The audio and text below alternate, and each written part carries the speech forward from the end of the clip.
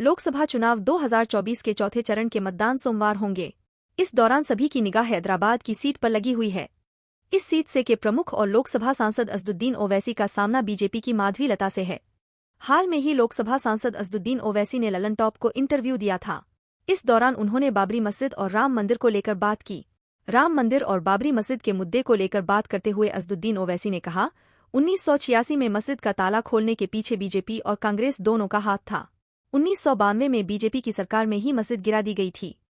आस्था के आधार पर था फैसला।